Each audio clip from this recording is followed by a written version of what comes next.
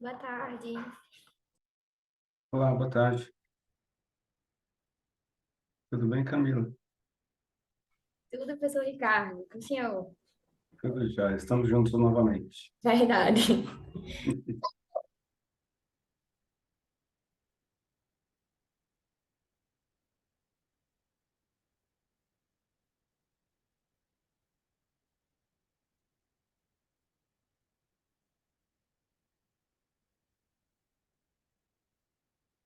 Boa tarde, Ricardo. Boa tarde, Camila. Sou a professora Olá, Tereza. Olá, professora Tereza. Boa tarde. boa Prazer tarde. em vê-los. O prazer é nosso, professora. Obrigada. Professora, como que você prefere fazer? Quer que a gente faça uma introduçãozinha antes de começar os trabalhos? Normalmente a gente combina com o professor qual que é a dinâmica que ele prefere. Uhum. Bom, as orientações que eu recebi, Ricardo, é de eu fazer a apresentação da temática, né? A mencionar os trabalhos e os autores, e, além disso, computar a presença dos autores, né? Os que estiverem aqui. E aí, em seguida, passar para a apresentação, e, né? Não sei se vocês vão apresentar novamente, eu vou colocar o vídeo, né? Que vocês já enviaram antes. E Isso. aí, ao final de cada sessão, eu faço alguma observação, mas o que eu gostaria mesmo é deixar o debate, né, para o final, porque aí eu consigo relacionar os quatro temas, né? Eu acho que fica Bom, mais interessante, não sei o que que você considera. tá bom, pode ser assim, professor, sem problema. Aí, a dinâmica que eles propuseram são 8 minutos para apresentação, e aí pode escolher usar o vídeo que já foi enviado, eu já deixei até aberto aqui, ou refazer a apresentação, e depois de 8 minutos, tem mais 8 minutos para você fazer as suas considerações específicas sobre a apresentação. Então, Sim. são quatro trabalhos, né? A gente poderia seguir essa dinâmica com os quatro trabalhos, e aí sobra no final 22 minutos para fazer essa amarração Tá ótimo, de todos eles. Pode ser assim? ótimo. Tá E bom. se você quiser fazer uma apresentação inicial, fica à vontade também, Tá bom, tá eu bom? faço sim, eu inicio aqui, e aí eu menciono quais são qual é a linha, quais são os trabalhos, Tá ótimo. rapidamente, só para direcionar. O link de avaliação para colocar no chat, Eu copio aqui, eu vou esperar todo mundo entrar, e aí eu tá, coloco lá no chat. Porque se eu tá, colocar agora, quem entrar depois não vai ver. tá ótimo. Então, o Ricardo faz isso.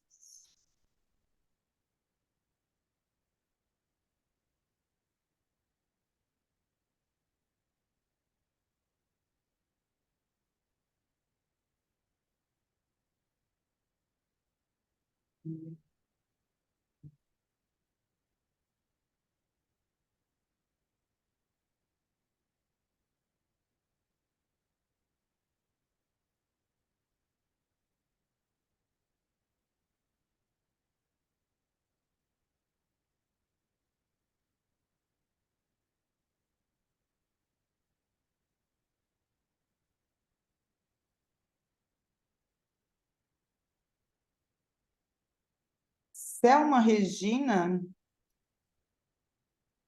Martins é autora também? Não, não está aqui na lista. Tá, então já é participante. Tarcísio é autor.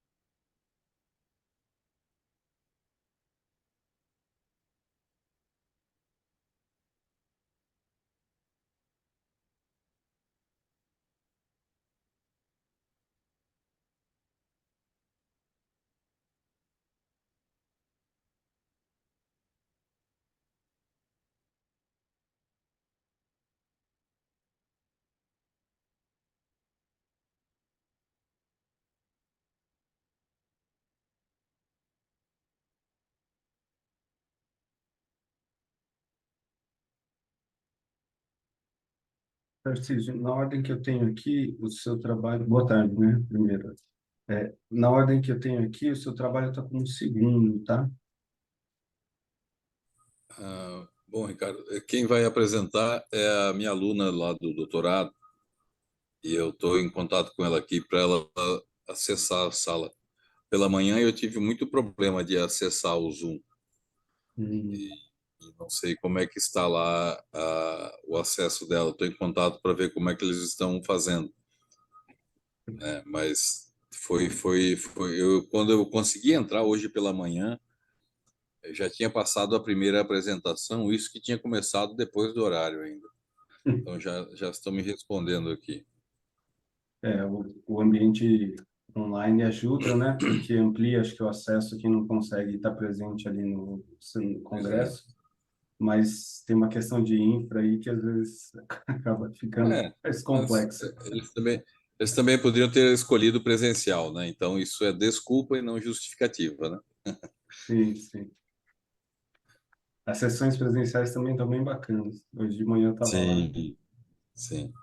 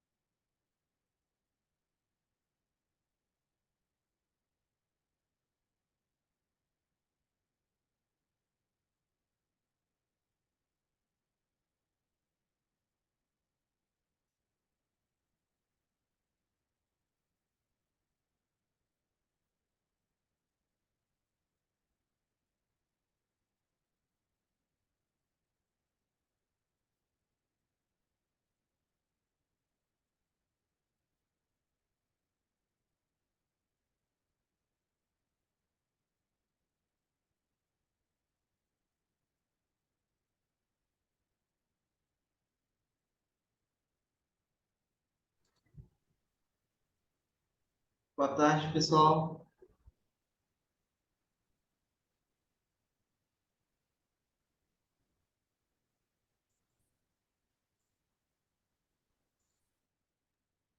Falando no mudo aqui. Boa tarde, Hector. Boa tarde. É,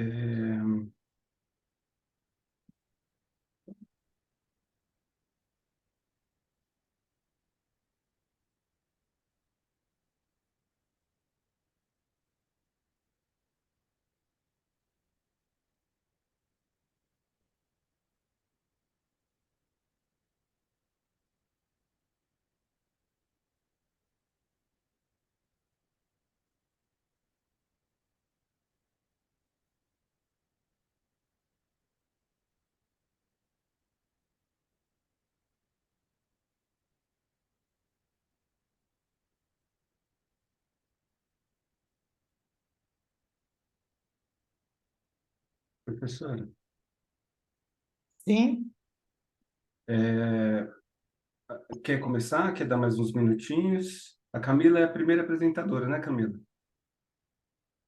nós temos aqui um representante de cada grupo de trabalhos, os trabalhos. Não sei se está prevista a participação de todos. De todos os integrantes? O meu trabalho só é o mesmo, professora. Tá bom. Boa tarde, Everton. Boa tarde, tudo bem, professor? No meu caso, só sou eu também. É? Ah, então. E aí temos o professor Tarcísio, a Camila e o Arnaldo. Boa tarde. Sim. Arnaldo está aí? Tá, né? Professora, se Tá. quiser, roda o vídeo e eu assumo a bronca aqui.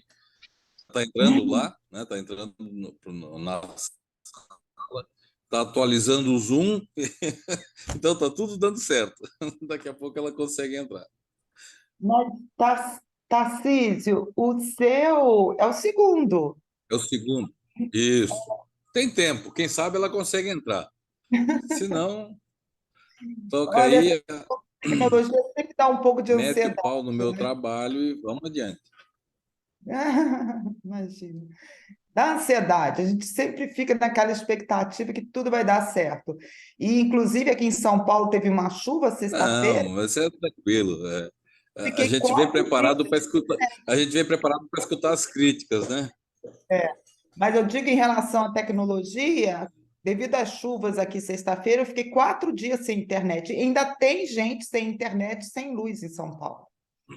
Então, É. seria um impeditivo Ah, da minha participação. Tudo bem. Bom, então É, vamos esperar mais uns minutinhos, né? Ainda não são 4h05? tá bom. Esperamos até 4h05, então, professor, e iniciamos.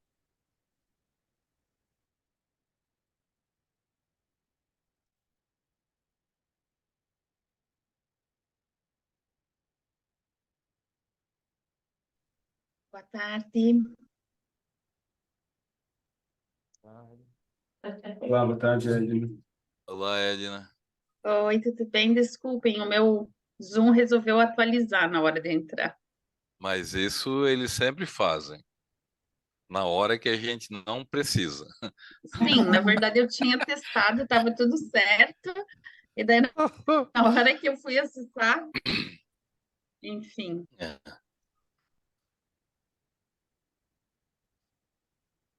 E é sempre assim, é sempre na hora que não pode atualizar, é a hora que ele vai atualizar. Sim. Uhum.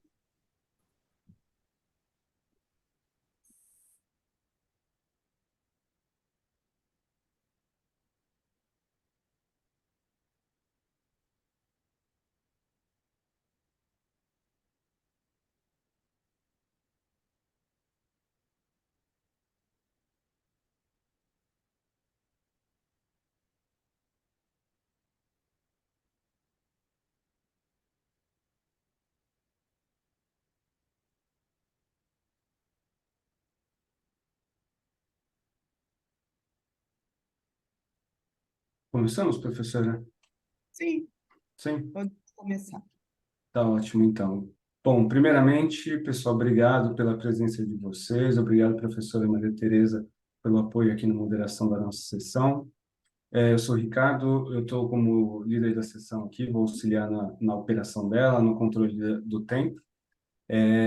Só para relembrar os tempos, né, que nós temos, a gente tem agora um tempinho para uma primeira introdução, depois são 8 minutos para a apresentação do trabalho. A gente pode optar pela apresentação, vocês apresentarem, né, compartilhar e apresentar, ou a gente pode, eu posso fazer compartilhar o vídeo aqui da apresentação que foi submetida lá no SEMEAT. Tá? Depois, 8 minutos para os pareceres da professora Maria Tereza, isso para cada um dos trabalhos, e depois a gente tem 22 minutos lá no final para discussão. Bem, a gente está iniciando aqui a sessão dentro da área de finanças aqui, tendo estrutura de capital, dividendos e fusões e aquisições. Os trabalhos que serão apresentados aqui são ESG Corporate Practice and Financial Performance of Brazilian Companies, o trabalho Efeito Moderador da Folga Financeira na relação entre alavancagem conservadora e desempenho econômico das empresas brasileiras, inteligência artificial como ferramenta de previsão do endividamento corporativo em empresas do G20, face às recentes crises mundiais, e análise da influência da responsabilidade social corporativa sobre a política e a distribuição de dividendos no contexto brasileiro. Professora, eu passo a palavra, caso queira fazer algum comentário inicial. Muito obrigada. Inicialmente, também agradeço o convite, recebi para moderar essa sessão. Eu sou Maria Tereza, professora do Departamento de Administração da Universidade Federal aqui de São Paulo. Então, eu desejo a todos aí uma boa apresentação, porque já digo previamente que gostei imensamente de todos os trabalhos, né, com os temas que foram escolhidos. Então, eu entendo que essa vai ser uma sessão bastante produtiva em termos de discussões, né, visando sempre a melhoria dos projetos, né, alguns aqui pode ser ainda em termos de projeto inicial, e também, por fim, a publicação definitiva. Ok? Então, Ricardo, fique à vontade agora aí para dar início e controlar os tempos, e nós vamos, então, seguir a sua agenda aí da forma como você colocou, né, em termos dos processos de tempo e sequência. Ok? Muito obrigada. Obrigado, professora. Camila, você vai querer compartilhar e fazer a apresentação? Professor, eu preferia que o senhor projetasse o vídeo, porque eu sou uma pessoa prática, eu não vou conseguir falar em 8 minutos. Se o senhor sabe quantas vezes eu gravei esse vídeo para dar 8 minutos. Eu imagino. Eu vou pôr para compartilhar aqui, só um minutinho.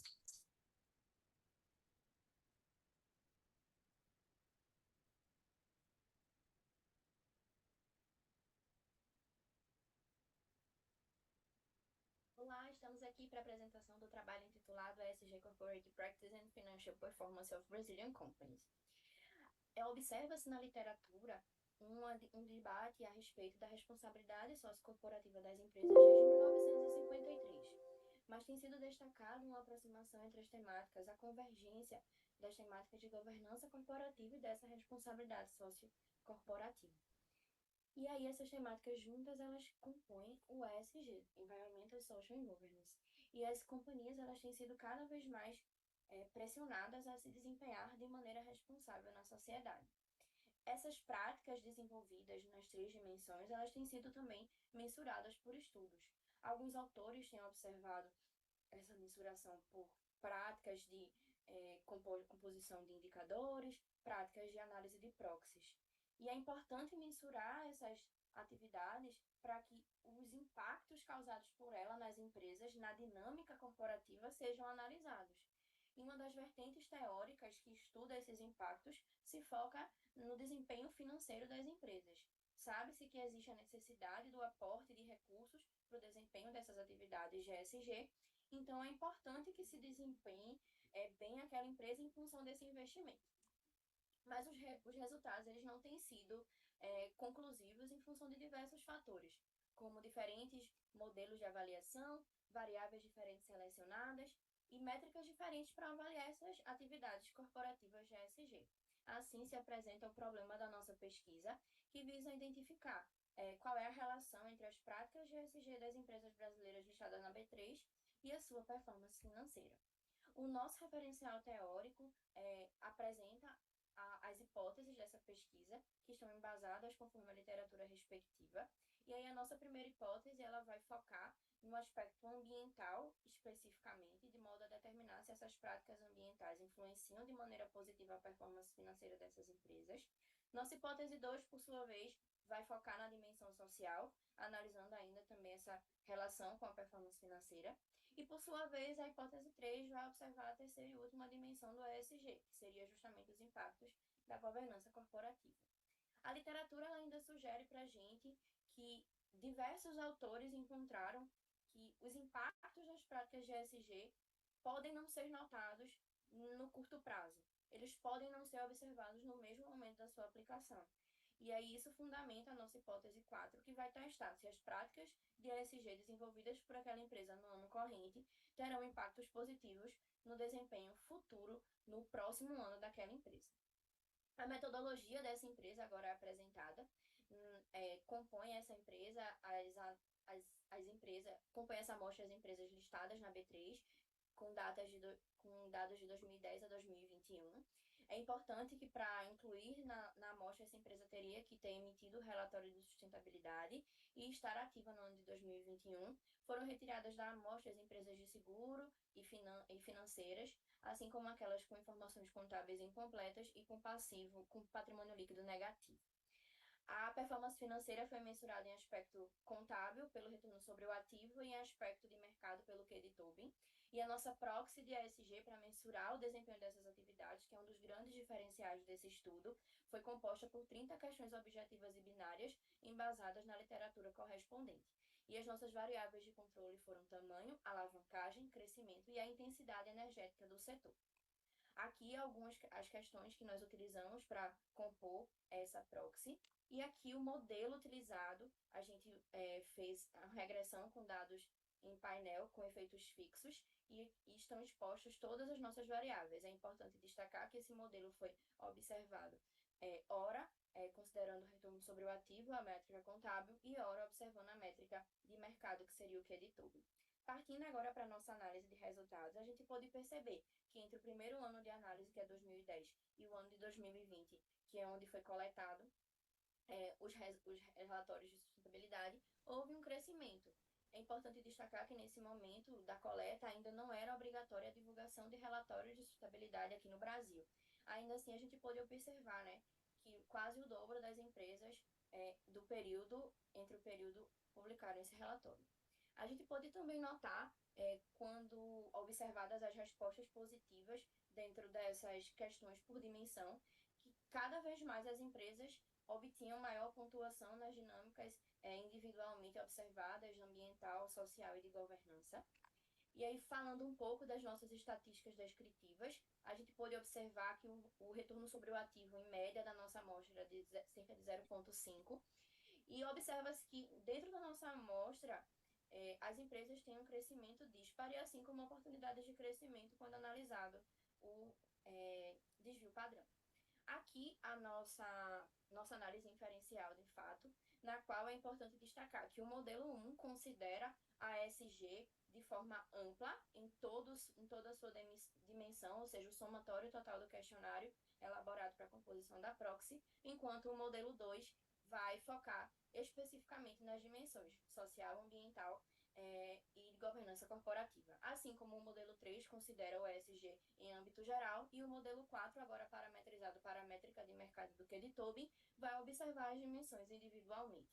Destaca-se que o modelo da gente, todos eles, tem uma boa capacidade de explicação. E aí, partindo dessa análise inferencial, a gente pode chegar a algumas conclusões. Primeiro, é importante destacar que, quando analisado lá pelo âmbito contábil, a performance financeira ela é impactada pelas práticas de ESG e que, em específico, as dimensões ambiental e de governança têm um impacto positivo nessa relação, que o tamanho e a alavancagem foram significativos e também que a intensidade energética daquele setor teve grande poder de influência nessa performance financeira. O mesmo pode ser notado quando a performance financeira foi mensurada por meio do QD Tobin, já que ela é positivamente impactada por essa performance dessas atividades de ESG. Destacando ainda que a dimensão social ela não foi significativa estatisticamente, assim como quando observado pelo MUR. Por fim, a gente pode concluir nesse estudo que identificamos empiricamente uma relação positiva entre as atividades desempenhadas de ESG das empresas brasileiras e a sua performance financeira, sugerindo então que é viável essa aplicação e que essa aplicação terá retornos financeiros positivos, que a dimensão social ela não teve significância e que o mercado precifica bastante essa questão de intensidade energética. Ainda a gente destaca, por fim, que também foi encontrada significância no que se refere ao desempenho futuro da empresa, constatando também o que foi encontrado na literatura da sugestão de que esses impactos eles podem ser notados no momento futuro. Aqui algumas das nossas referências. Muito obrigada.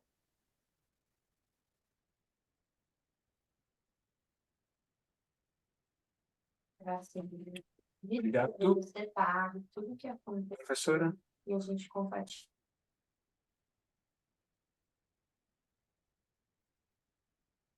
Eu agora? Isso, se você quiser fazer algum comentário já específico sobre o trabalho. Eu gostaria, sim, gostaria. Eu só tive um pouquinho de dificuldade para ouvir, assim, com ah, mais clareza, mas eu já havia assistido o vídeo antes, então, para mim, não interferiu muita coisa. Bom, Camila e os colegas, né, Gabriele, José Santos e Moisés, primeiramente eu quero parabenizá-los, né, pela escolha do tema. Quando se fala hoje em ESG, é um tema que nos últimos 5 anos eu tenho visto assim, um crescimento, não só em termos de procura em pesquisas acadêmicas, mas também na mídia, né? E isso abrangendo vários, vamos dizer, assim, estratos das empresas, né? Não só as grandes, como também, né, em pequenas ou segmentos, né? De uma forma geral, mais isso, né? Pensando em SG por segmento. Bom, então, assim, eu tenho a destacar os pontos positivos do seu trabalho. Primeiramente, as hipóteses foram muito bem estruturadas, de acordo, né, estão amparadas pela literatura.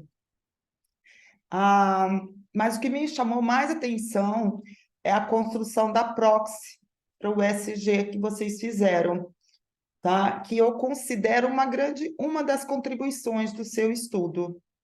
Tá? E depois vai ter um outro trabalho sobre ESG e eu vou comentar isso também novamente. E da mesma forma, eu gostei muito, achei que é bem robusta a proxy que você fez para a performance financeira, vocês fizeram, né? Porque vocês colocam o Kid Tobin, que nesse caso considera os intangíveis, né? E é um ponto bastante relevante, já que hoje, nas demonstrações contábeis, nós temos, né, depois da mudança aqui no Brasil, né, nós temos um pouco mais da evidenciação desses ativos do que tínhamos antes da adoção. Tá? A conclusão também eu gostei, ela está bem estruturada, porque geralmente a conclusão não sei se é aquela história, perde o fôlego, mas é a parte mais importante do trabalho, que é ali que o autor se coloca, e aí precisa efetivamente explicitar o que esse trabalho trouxe e as consequências dos achados, né? Então, eu também considero que está muito bom nesse sentido, né? Eu não identifiquei algumas referências, tá? Agora eu vou falar em termos para futuras publicações, eu não identifiquei algumas referências citadas no texto lá na lista, é só dar uma revisão, e eu sugiro, né? Sugiro uma sugestão, questionar um pouco, na revisão da literatura, a questão de que não há um consenso, né? E mesmo você citou vários trabalhos cujos resultados não indicam, né, uma associação, a questão de não ver com tão bons olhos a questão, a importância, a relevância do ESG. Por que que eu falo isso, a minha sugestão? Porque, Camila, nesse momento de discussão que nós estamos, né, introduzindo esse novo tema, que vem aí desde a parte da preocupação com a ética, depois governança corporativa, depois incluindo o social, o ambiental e tal, isso tudo é um processo de construção, né? Então, como você pegou um momento específico, né, nós estamos aqui em 2023, então, neste momento, como é que estão as coisas? Tem gente contra, tem gente a favor, e seu trabalho está dizendo que sim e que não. Então, como isso se insere no contexto atual, né? No estado da arte hoje, tá bom? Então, como eu falei, você realmente citou alguns artigos com críticas, né, ao ESG, mas eu gostaria que talvez isso pudesse tornar mais robusta ainda a sua análise dos resultados e, consequentemente, as suas considerações finais. Tá? E uma outra sugestão, no caso da apresentação das hipóteses, como para uma publicação definitiva você vai ter mais espaço, que você consolide numa tabela mais explicativa, né? Porque quando a gente vai fazendo a descrição, a discussão, né, que vai descrevendo, no final você já está na terceira hipótese, né? Então, o que foi a primeira mesmo? Então, faz um quadro, né, que torna bastante claro para quem está lendo o seu artigo, e isso também já facilita a própria utilização do seu artigo por outros pesquisadores, porque está ali compilada os seus resultados. Mas nunca se esqueça que esses resultados é resultado, né? Agora, as considerações sobre os resultados que entra o autor. E aí que eu considero relevante a questão dos prós e contras. Tá bom? Parabéns pela apresentação, parabéns também pela escolha do tema e a qualidade de redação do texto. Obrigada, professora. Muito obrigada. Todas as considerações da senhora eu anotei aqui e vou levar em consideração. Muito obrigada. E que agradeço a oportunidade. Legal, mas alguém tem algum comentário a fazer sobre Ainda temos alguns minutinhos aqui, se quiserem aproveitar e contribuir aqui com o desenvolvimento do projeto da Camila, Posso? fique à vontade, professor. Bom, Camila, parabéns pelo trabalho. Eu vi ali na estatística descritiva que você tinha um ROA negativo mínimo, né? Você pegou empresas com prejuízo na tua Professora, amostra. sim, realmente foi erro de digitação, porque a gente tirou todas. Ah, sim. Porque se fosse, eu diria para você tratar isso separado, Não, né? perdão, se tem mesmo foi erro de Difícil, digitação. difícil um investimento forte em ESG se está com prejuízo, Com né? certeza. Só para você ajustar. E outro ponto, como a professora Maria Tereza muito bem colocou, só para te ajudar, com as contribuições, né? Sempre espera que tenha algum avanço, né? E muito cobrado hoje contribuição social e tudo mais. A questão é como é que você transforma este teu resultado ao gestor da empresa? Como é que ele pode ver a tua pesquisa e entender lá, melhorar o processo, melhorar a gestão dele, para que, de novo, ele continue pensando sustentável, mas economicamente sustentável. É só um viés meu, tá? Não, mas é Né? muito relevante. Primeiro eu gero, depois eu distribuo. Então, com essa Perfeito. relação, né, só para você mostrar cada vez mais, é um ensaio sempre para uma para dissertação ou tese, enfim, qual fase você esteja, né, de qual foi a contribuição para aqueles tripés de social, da empresa e tudo mais. Perfeito. Tá bom? Parabéns. Muito obrigada, professor. Obrigada mesmo. Camila, só anotei uma coisinha aqui, complementar aqui, para não chover no molhado do que os professores falaram. De fortalecer um pouco o uso da proxy que você usou para SG. Eu achei que você passou muito rapidamente ali por ela, e como eu, pelo menos, não sou da área de SG, eu não ficou claro para mim se a proxy está robusta na literatura. Então, eu acho que é um ponto que vai ajudar no momento de submissão. Tá bom? Certo. Muito obrigada. Mais algum Mais um comentário? pouquinho, só mais um pouquinho. Como o construto de SG ainda tem se discutindo, vem muita discussão ainda, porque tem modelos e modelos, indicar o porquê que o teu escolhido é o melhor frente a outros, né? Trocando em miúdos, por que você casou com o atual noivo e não com o outro, Certo. né? Então, talvez é porque ele seja bonito, ganhe bem, essas coisas. Depois dizem que é o amor, tá? Tá bem, professor. Muito obrigada. Dá licença, complementando aqui a fala do professor, essa questão das proxies, né? É uma questão que eu ia deixar.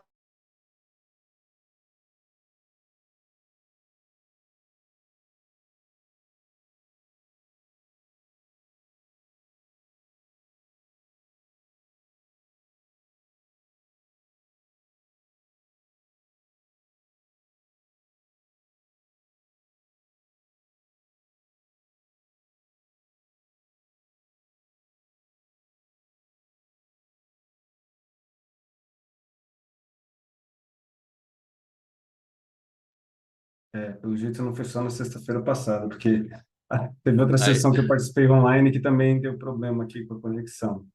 Ainda tá. É. Como a professora aqui vai fazer o parecer, eu imagino que ela já tinha assistido. Ah, está retornando. Foi Voltou. aqui do Zoom para acessar uns dados para, como é que chama, para permitir acesso e tal. Então, eu estava comentando que essa questão da proxy a gente pode discutir, sim, professor, depois da apresentação do outro trabalho, porque foi um ponto também que me chamou a atenção, né? Eu considerei a estrutura dela bastante fundamentada, porque realmente a gente não tem ainda vamos dizer assim, o ideal, né? Ok, mas gostei mesmo, porque também me chamou a atenção esse fato, né? Porque é essa e não outras, né? Ou porque foi desenvolvido essa e como, né? Bom, as dificuldades que foram encontradas para desenvolvê-la e por aí vai. Por isso que é importante, né? Quando você inova, você corre, né, esses desafios, né, de ser original, de ter uma cobrança em termos de por que isso, por não aquilo, porque você está desenvolvendo, né? É bastante interessante isso. Muito bom. Então, tudo bem. Obrigada, professor. Legal. Eu acabei caindo rapidinho, mas consegui voltar. Que bom. Podemos seguir então para o segundo trabalho, o efeito moderador da folga financeira na relação entre a alavancagem conservadora e desempenho econômico das empresas brasileiras. Acredito que seja a Edna que vem apresentar, correto? Sim. Uhum. Você vai apresentar? Quer que passe o vídeo, Edna? Eu prefiro passar o vídeo também, eu não consigo sintetizar isso tudo em 8 minutos, foi muito ensaio. Tá bom, eu vou compartilhar aqui. Eu aumentei o áudio. Me avisem aqui no chat se não se continuar baixo, por favor.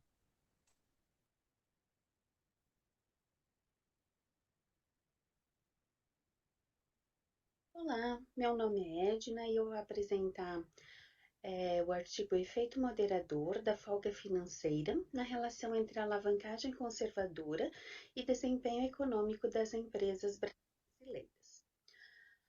Então, inicialmente, né, o desempenho ele é relacionado à capacidade da empresa de obter e gerenciar recursos, né, de maneira a alcançar uma vantagem competitiva. Então, devido à sua importância, né, para as organizações, ele é relacionado com várias temáticas, principalmente para identificar, né, quais são os fatores determinantes no desempenho corporativo, tanto de forma positiva como negativa. Dentre os fatores relacionados com o desempenho, então, nesse artigo nós destacamos a política de alavancagem conservadora e a folga financeira. Então, nesse contexto, o estudo tem como objetivo analisar o efeito moderador da folga financeira na relação entre a alavancagem conservadora e o desempenho econômico das empresas brasileiras. Como referencial teórico e hipótese, para sustentar a primeira hipótese, nós entendemos, né, a partir dos nossos estudos, que a teoria subjacente ela sugere que a política de alavancagem conservadora ela está positivamente relacionada ao desempenho econômico das empresas. Então, nesse contexto, surge a hipótese 1, que a alavancagem conservadora está positivamente relacionada com o desempenho econômico das empresas de capital aberto e de capital fechado. Como base para a segunda hipótese, né? Então, considera-se que a folga financeira ela se refere aos recursos excedentes, né? Para a operação da organização, e existem duas perspectivas, né? Sobre a folga financeira.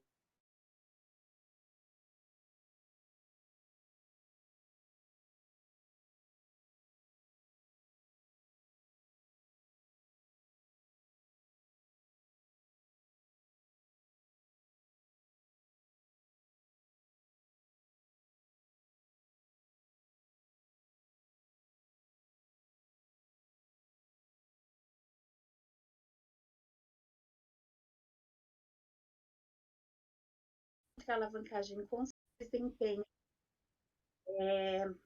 econômico, né, das empresas brasileiras de capital aberto e fechado. Por fim, nós temos a hipótese 3, né, que considera-se, então, que a interação entre os fatores alavancagem conservadora, folga financeira e desempenho econômico poderia ser utilizado para intensificar os benefícios da flexibilidade financeira, como a lucratividade. Então, a hipótese 3, ela destaca que a folga financeira influencia positivamente na relação entre a alavancagem conservadora e o desempenho econômico das empresas brasileiras de capital aberto e fechado. Com relação à metodologia do trabalho, então, a população foi composta de empresas de capital aberto com ações negociadas na B3 e por empresas de capital fechado com informações disponíveis na base de dados Refin.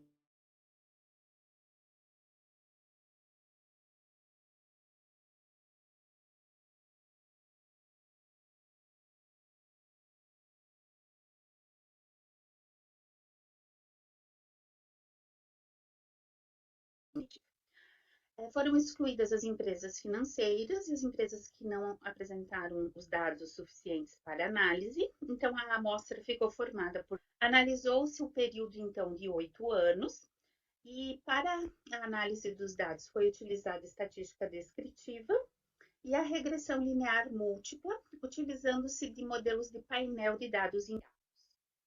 Bom, com relação aos resultados, né, entre a relação entre desempenho, alavancagem e folga financeira. Então, com relação às companhias abertas, né, a alavancagem quase zero possui uma relação positiva com o desempenho no nível de 1%.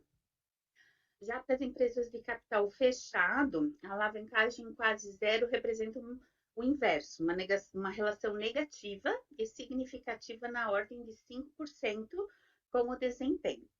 Já a alavancagem conservadora, ela pode ser benéfica para o desempenho econômico das empresas, mas apenas em alguns casos, né? Como é o caso das companhias de capital aberto, né? Isso diz respeito, né? Isso se configura, né? Considerando que essas empresas elas atuam no mercado de capitais e elas têm acesso a outras formas de financiamento e, então, portanto, elas têm um contexto mais favorável à adoção da alavancagem conservadora. Quando essas empresas adotam esse conservadorismo financeiro, né, isso faz parte de uma estratégia da empresa que acaba impactando positivamente no desempenho. Já para as companhias fechadas, né, que adotam a alavancagem conservadora, isso significa que elas podem estar passando por um momento de restrição financeira, com dificuldades para captação de recursos. Então, essa adoção do conservadorismo, provavelmente ela não está relacionada a nenhuma estratégia, né? Então, portanto, ela não contribui com o desenvolvimento da empresa. A alavancagem zero, ela prejudica o desempenho das empresas, sejam elas companhias abertas ou fechadas. A folga financeira possui uma relação positiva com o desempenho, independente da amostra analisada. E aí nós conseguimos, né, por meio desses resultados, verificar, então, a validade das nossas hipóteses. Então, nós temos 3 hipóteses, né? Então, a gente consegue verificar aqui que a hipótese 1, ela é suportada apenas pelas empresas de capital aberto. A hipótese 2, suportada por todas as empresas, né? Ou seja, todos os contextos analisados. E a hipótese 3, ela não é suportada. Então, como conclusões, né? De modo geral, apresentar a alavancagem zero ou a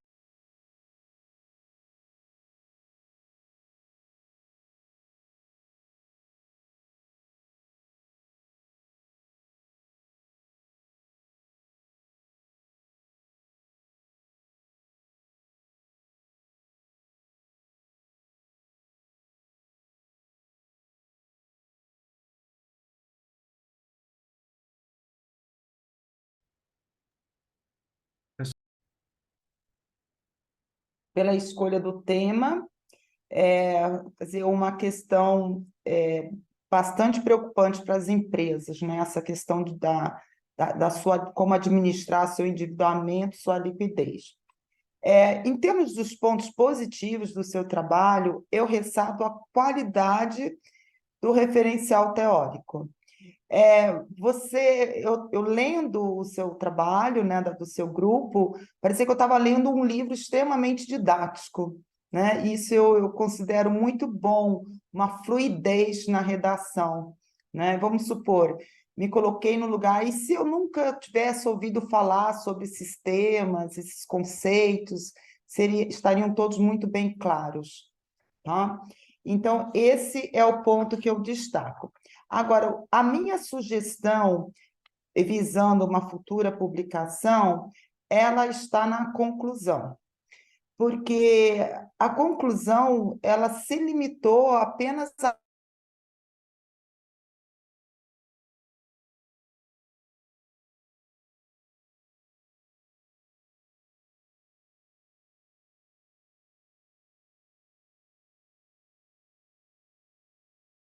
dos seus resultados, que agora você resumiu muito bem no último slide, o que ele implica para a empresa, né, no dia a dia da sua gestão, porque nós estamos gerando conhecimento que possa vir a ter uma aplicação prática, né, para as empresas. E aqui, no caso, são empresas abertas, fechadas, e considero de grande porte, né? Mas aí pensando, esse modelo também, esses conceitos, esse resultado poderiam vir a ser válidos para as PMEs, né? Que são a grande maioria das nossas empresas, ou isso implicaria em um novo estudo, né? É uma questão que eu coloco para discussão, pode ser para depois, ou pode ser agora, né? Mas é fundamental, Edna, que você, na hora da publicação definitiva, você, agora com mais calma, com mais tempo e com mais espaço, né? Porque geralmente os artigos definitivos eles contêm mais páginas, né? E aí aquela questão de sempre trabalhar com quadros para resumir as hipóteses, né? Tudo que você utilizou, que isso torna menos cansativo a parte de procedimentos metodológicos, tá? Porque a parte do referencial tá excelente, bem como a contextualização, né? Mas um olhar bem criterioso na hora das considerações finais, né? Da conclusão, porque isso talvez seja até uma prática que eu vejo, né, nesses anos todos na academia, da área de finanças em estudos quantitativos. Verificar se tem ou não tem, se existe ou não existe, né? E aí o so what, né? Que fica pensando assim, e isso implica em que, para quem, em que situação, e o autor entrar no texto, né? Isso já não ocorre nas pesquisas qualitativas, né? Pela própria finalidade. Mas eu acho que isso não é excludente para os estudos quantitativos, entendeu? Porque isso, nossa, cresce a relevância do trabalho, né? Em termos de contribuições, né? Porque são pontos relevantes. Gente, principalmente aqui no Brasil, a questão de endividamento pós-pandemia, né? Você vê aí situações de empresas, né? Magazine Luiza, Casas Bahia, todo mundo extremamente endividados, né? Então, o seu estudo, né, do grupo é extremamente oportuno. Mas aí, explorando essas relações, ele se torna mais relevante ainda em termos da contribuição. Tá claro? Professora, eu já fiz as anotações aqui e vou levar para o grupo. Muito obrigada. Eu é que agradeço a oportunidade. Obrigado, professora. Nós ainda temos 3 minutos. Se alguém mais quiser fazer algum comentário ou quiser aproveitar, contribuir com o trabalho. Posso fazer um comentário? Fique à vontade. Então, Edna, Tarcísio, parabéns aí pelo trabalho. Eu também gostei muito da leitura, achei muito fluido, tá? Muito descritivo, achei bem interessante mesmo. E um enfoque que eu acho que vale a pena, talvez, abordar a questão das empresas de capital fechado, tá? Que é uma coisa muito rara nos estudos. Geralmente a gente vai trabalhar com empresas de capital aberto. E eu acho que, assim, como a professora Maria já colocou, nas suas conclusões, enfatizar isso, porque eu acho que é uma ideia, uma coisa muito interessante do trabalho, que eu achei que ficou um pouco, tá lá, mas podia ser mais enfatizado, porque eu acho que isso também aumentaria, né, o potencial, inclusive, de citação do trabalho, porque é difícil encontrar trabalho de empresa com capital fechado. E para não estourar o tempo aqui também, colocar um outro ponto é que alguns testes, a parte descritiva dos resultados achei muito boa também, mas alguns testes para mim não foi tão claro, sabe? Eu acho que valeria a pena investir nisso para tentar deixar mais claro algumas questões metodológicas e talvez dar uma encurtadinha na introdução ali, que eu achei que o texto está bom, mas ele ficou um pouco longo, talvez desenvolver o problema e um pouco mais direto, assim. Mas só algumas considerações para vocês avaliarem como grupo e ver o que pode ser aproveitado. Mas parabéns aí pelo trabalho. E obrigado aí pelo espaço. Mais alguém quer fazer algum comentário? Aproveitar? Estou entendendo isso. Bom, se me permite, né?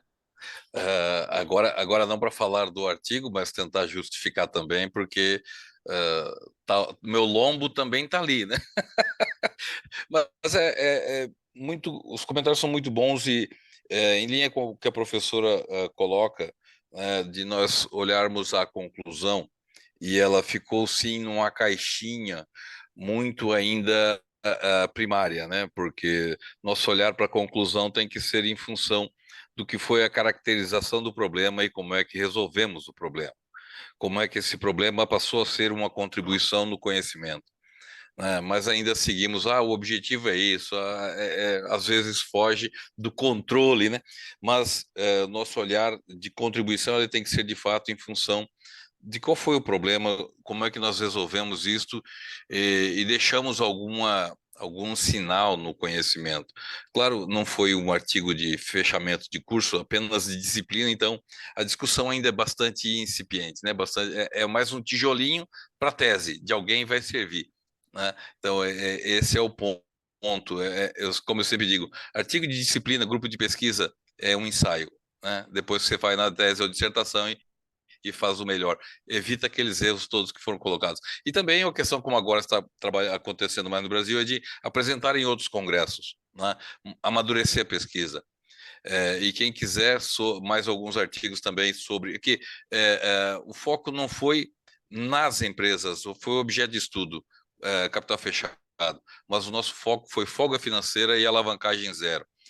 Quem quiser algumas pesquisas sobre alavancagem zero, a professora Zélia Sarrasqueiro, da Universidade da Beira Interior, também pesquisa sobre isso e dá um foco ali.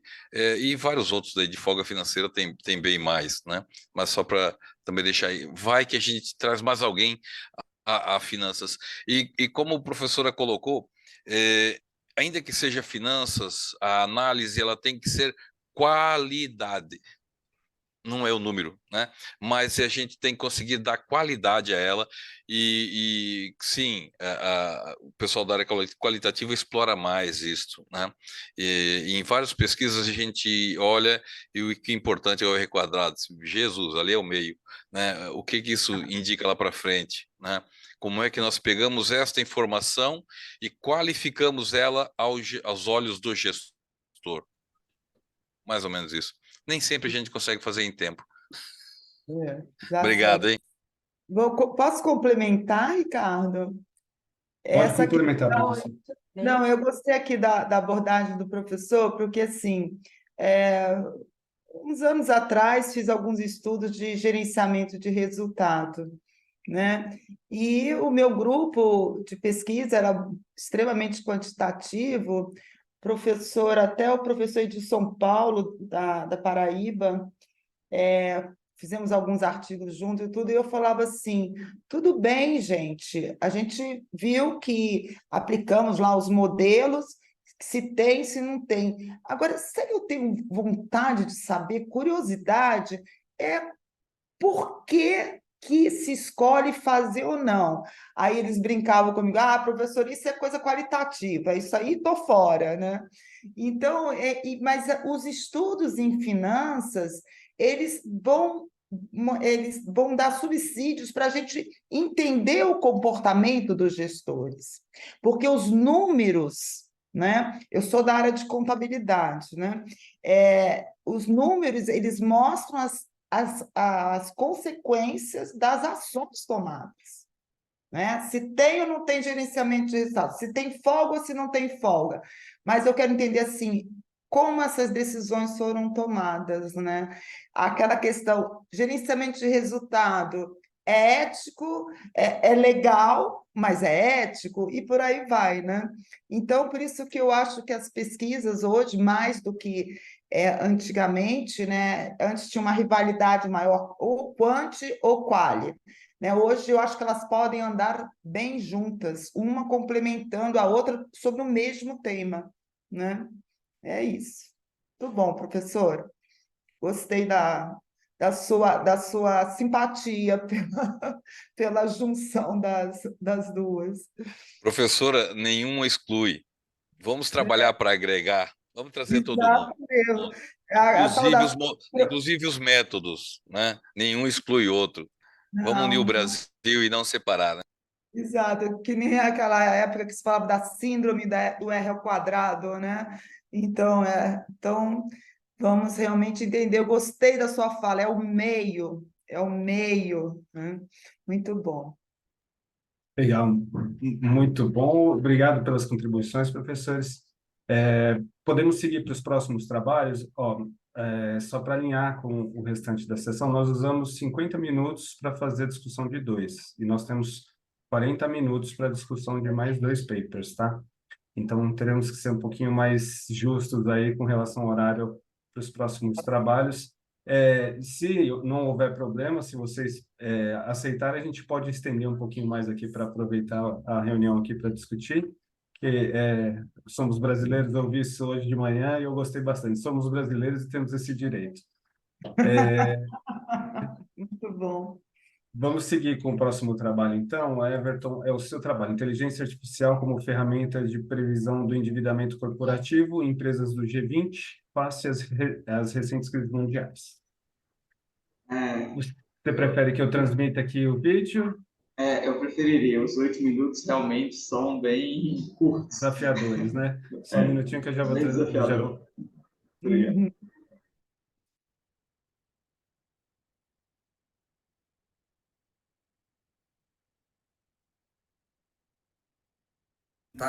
O artigo intitulado Inteligência Artificial como ferramenta de previsão do endividamento corporativo em empresas do G20 face às recentes crises mundiais.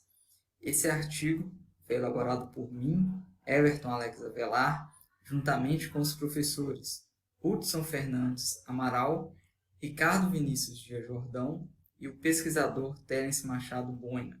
Os autores agradecem o apoio da Fundação de Amparo à Pesquisa do Estado de Minas Gerais para o desenvolvimento do estudo do trabalho.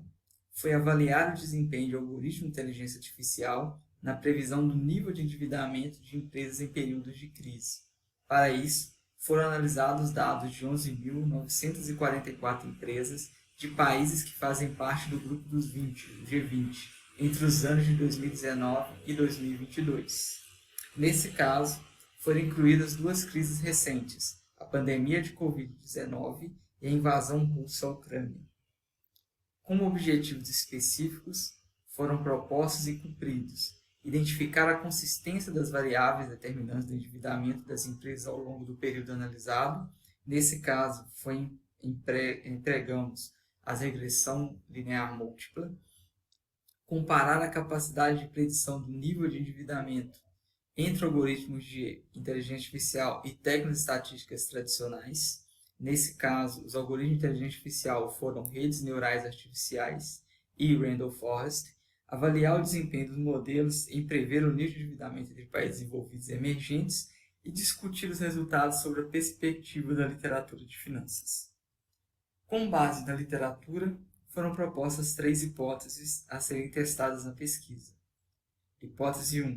Mesmo em períodos de crise, as variáveis clássicas determinantes de endividamento são consistentes para explicar o fenômeno. H2.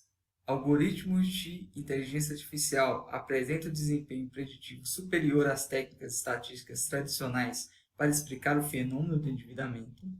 E H3. Técnicas estatísticas tradicionais e algoritmos de inteligência artificial usados para explicar o fenômeno do endividamento apresentam desempenhos preditivos superiores para os países desenvolvidos em relação aos países emergentes. Para realizar a pesquisa, que teve caráter descritivo, correlacional e quantitativo, a amostra foi composta de empresas de capital aberto dos países que compõem o G20. Foram selecionadas as empresas que apresentavam patrimônio líquido positivo ao longo do período. Os dados foram coletados na plataforma Refinitiv e se referiam aos períodos de 2019 a 2022. 2019 sendo o último ano antes das crises, 2020 o ano de expansão da Covid-19 no mundo, 2021 o ano entre crises, mas ainda com os países sentindo os efeitos da Covid-19, e 2022 considerando a invasão russa à Ucrânia. Foram coletados dados que possibilitaram coletar algumas das principais variáveis clássicas usadas como determinante de endividamento, quais sejam crescimento, lucratividade, necessidade de capital de giro, risco e tamanho. A tabela 1 apresenta como as variáveis foram operacionalizadas. Optou-se por calcular as variáveis da forma em que fosse reduzido o número de dados ausentes. Salienta-se que, mesmo com todas essas precauções, 3 países apresentaram um baixo número de observações: Argentina, México e Rússia, e foram excluídos da amostra. Então, além disso, foi retirado, não foi considerado a União Europeia, que apesar de fazer parte do G20, não é um país estrito sensu. O total, então, tivemos empresas de 16 países. Inicialmente, os dados foram analisados por meio de uma regressão linear múltipla. Além disso, os algoritmos de inteligência artificial, redes neurais artificiais e random forest foram executados para fim de regressão para prever o nível de endividamento das empresas. Considerando o exposto na literatura, foram selecionados 80% dos dados da amostra anualmente para treinamento do modelo e o 20% restante para fins de teste. Para avaliar o desempenho do modelo, empregaram-se o Mean Absolute Percentage Error, o MAP, da equação 2, e o Root Mean Squared Error, RMSE, da equação 2. A figura 1 apresenta o fluxograma de como foi realizada a pesquisa. É importante destacar na fase de otimização dos parâmetros que, no caso do algoritmo Random Forest, foi permitido que ele selecionasse um número de aves entre 1 e 100 que favorecesse ao melhor desempenho. No caso do algoritmo redes neurais artificiais, foram testadas arquiteturas com até 2 camadas ocultas e 5 neurônios por camada, de forma a atingir o melhor desempenho.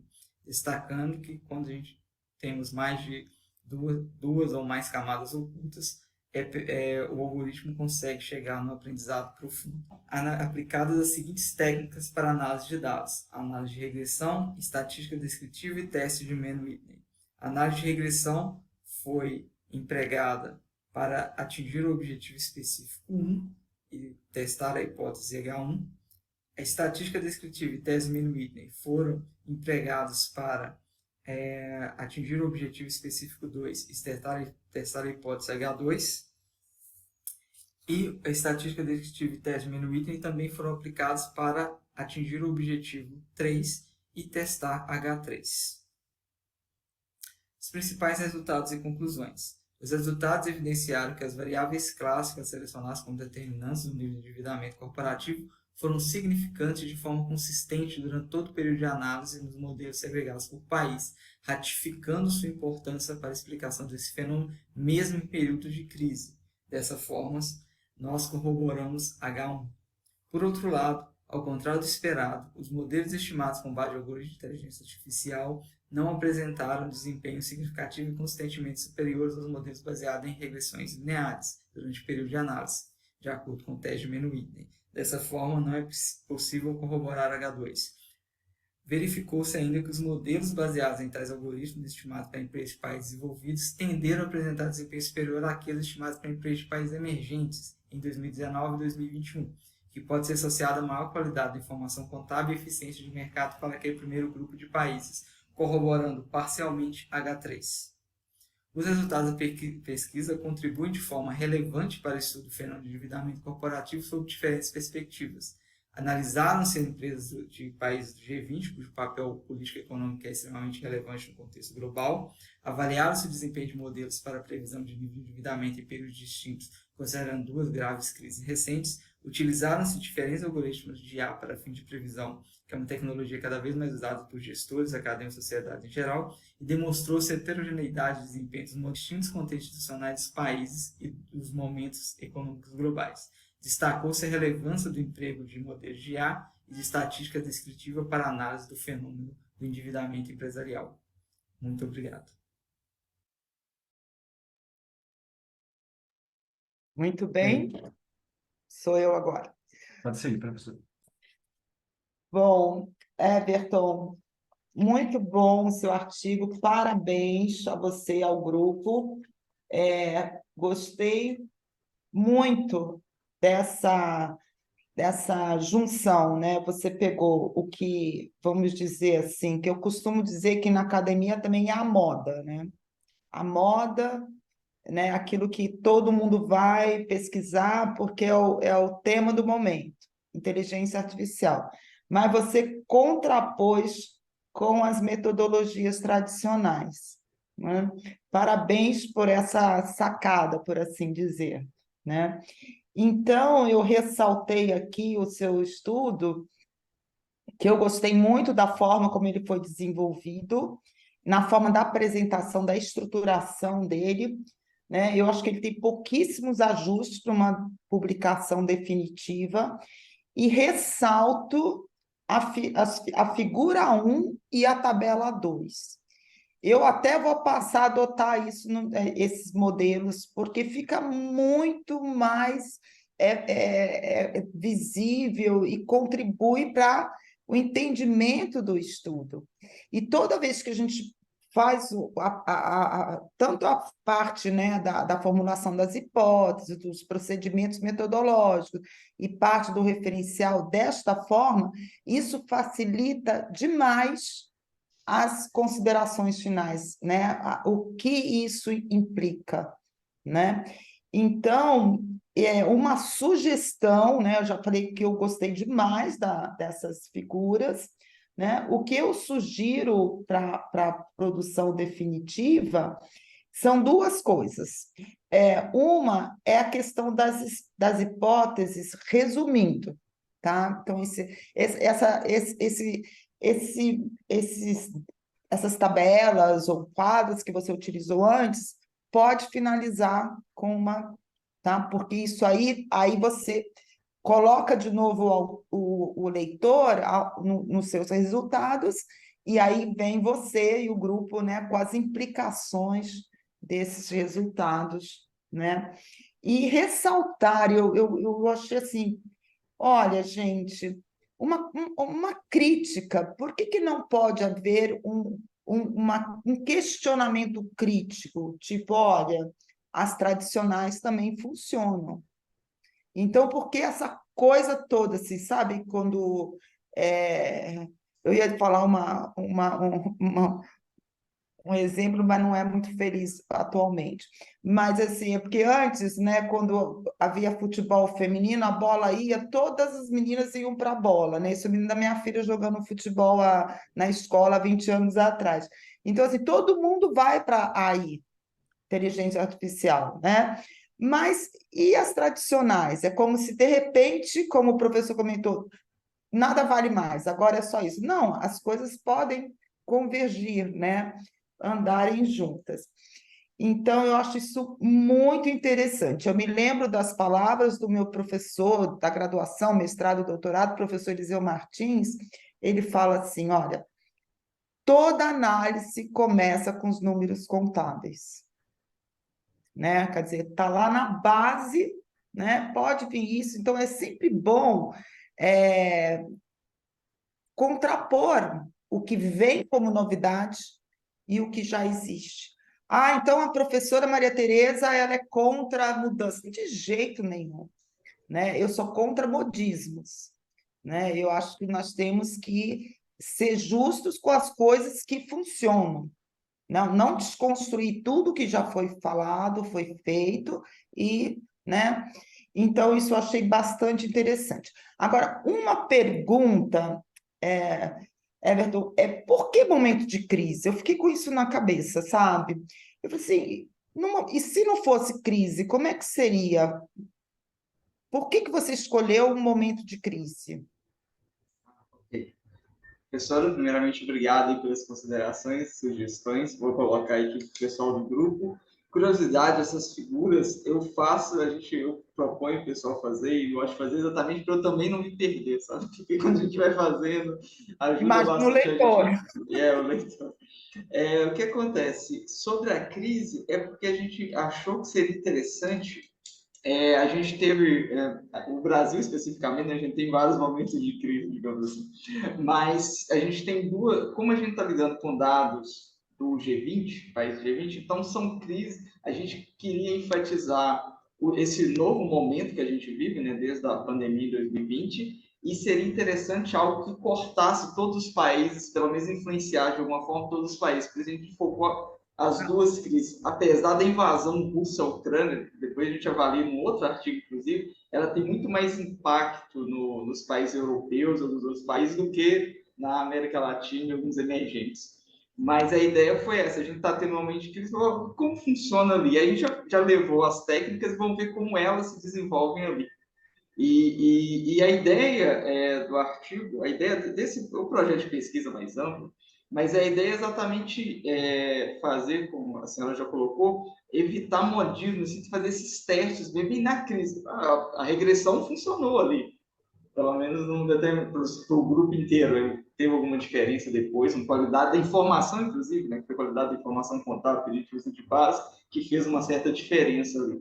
Mas a ideia é tentar ver que ferramentas podem ser usadas para prever, principalmente em períodos de crise tão amplos, como o caso da Covid e depois da invasão russa.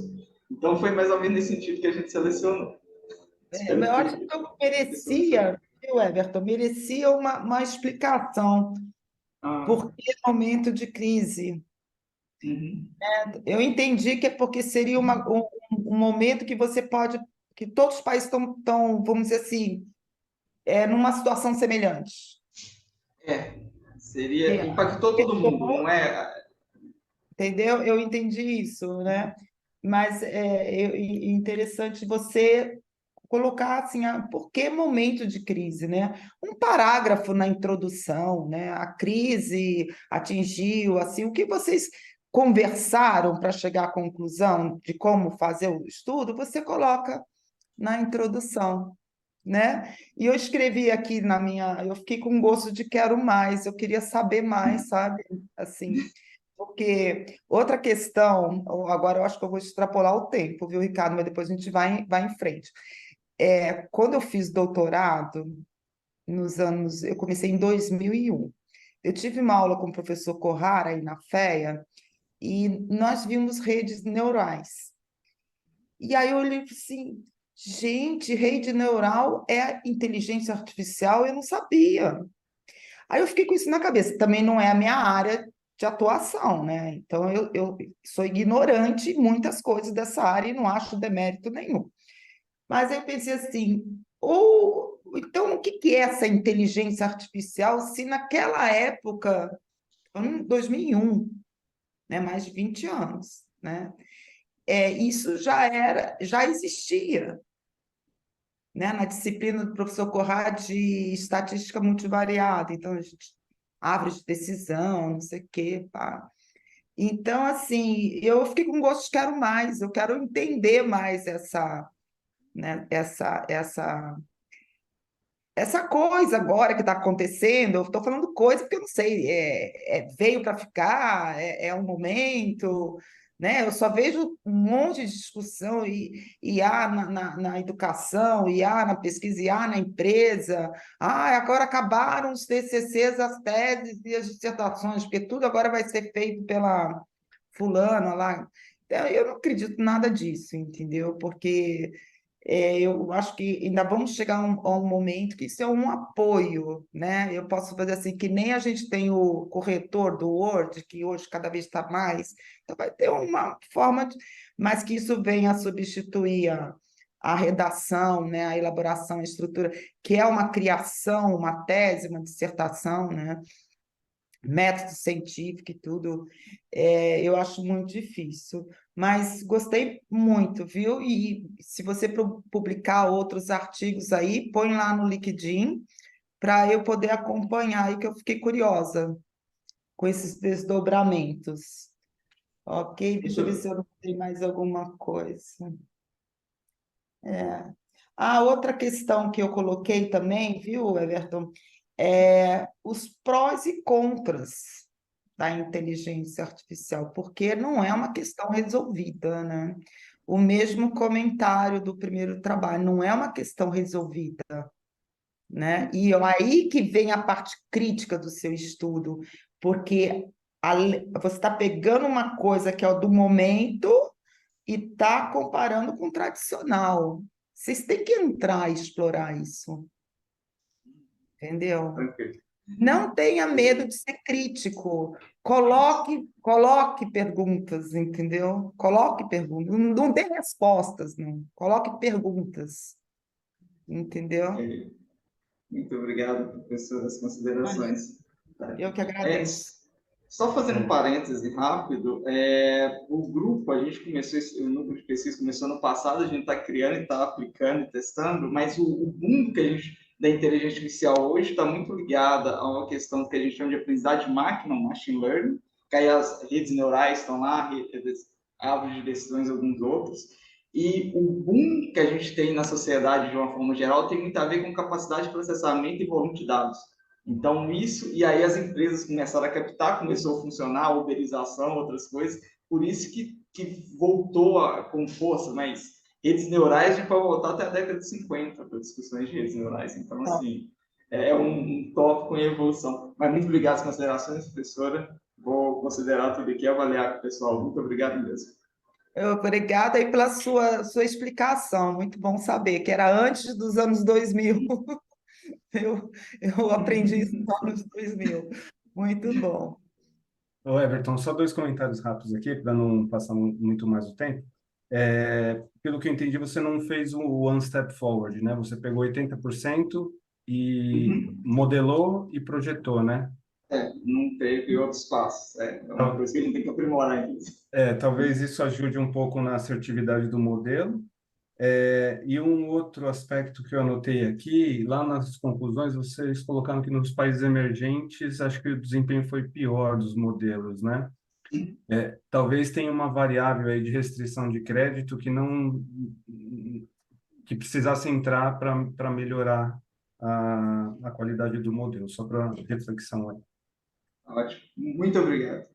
Mas ele não justifica pela qualidade da informação contábil, que mesmo depois da adoção FRS, tem vários estudos na área de contábeis mostrando a mesma coisa, uns mostram que melhorou a qualidade, outros não, né? Então é uma possível explicação.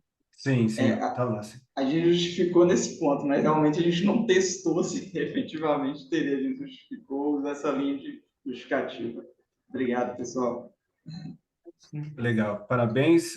Vamos para o próximo, Arnaldo, por favor, vai apresentar o trabalho Análise da Influência da Responsabilidade Social Corporativa sobre a política e distribuição de dividendos no contexto brasileiro. Você quer que eu passe o vídeo ou você prefere apresentar, Arnaldo? Eu prefiro apresentar. Tá ótimo, então. Você compartilha aí? Compartilho agora. Deixa eu voltar.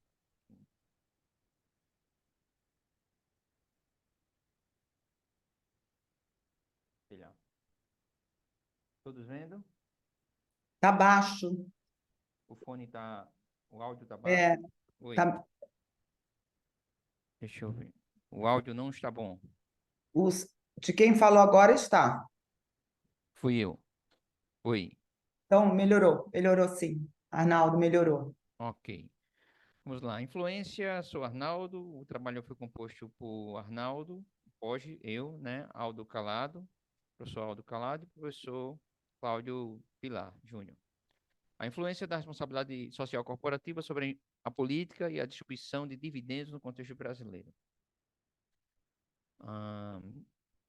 Muito se sabe sobre esse tema, né? Sobre a pesquisa, sobre a responsabilidade social corporativa, não é um tema novo, datado de 1950, com sua ênfase mais forte, né?